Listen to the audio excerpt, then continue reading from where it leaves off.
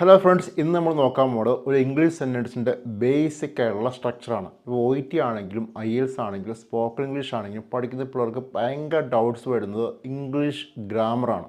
നമുക്ക് English grammar അറിയാതെ മുന്നോട്ട് പോയിട്ട് ഒരു കാര്യമില്ല. അതുകൊണ്ട് നമുക്ക് ബേസിക്കായിട്ട് പഠിച്ചു തുടങ്ങാം. അപ്പോൾ ഇംഗ്ലീഷ് ബേസിക്കായിട്ട് പഠിച്ചു തുടങ്ങുന്ന ആഗ്രഹമുള്ള എല്ലാവരും ഞങ്ങളുടെ ചാനലൊന്ന് സബ്സ്ക്രൈബ് ചെയ്യുക. ഫേസ്ബുക്കിലാണെങ്കിൽ ഞങ്ങളൊന്ന് ഫോളോ ചെയ്യുക.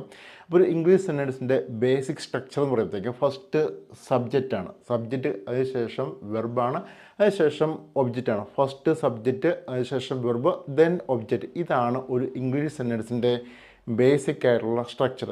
നമുക്കൊരു എക്സാമ്പിൾ നോക്കാം. Roberts boat A new car. Roberts എന്ന് പറയുമ്പോഴത്തേക്കും ഇത് സബ്ജക്റ്റാണ്. ദെൻ ബോട്ട് എന്ന് പറയുമ്പോൾ വെർബാണ്. എ ന്യൂ കാർ എന്ന് പറയുമ്പോൾ ഒബ്ജക്റ്റാണ്. അപ്പോൾ നിങ്ങൾ മറക്കാതെ പഠിക്കുക. ഒരു ഇംഗ്ലീഷ് സെൻറ്റൻസിൻ്റെ ബേസിക് സ്ട്രക്ചർ പറയുമ്പോൾ subject, then verb, then object. അപ്പം വീഡിയോ ഇഷ്ടപ്പെട്ടെന്ന് കരുതുന്നു. ഇഷ്ടപ്പെട്ടെങ്കിൽ ലൈക്ക് ചെയ്യാൻ മറക്കല്ലേ.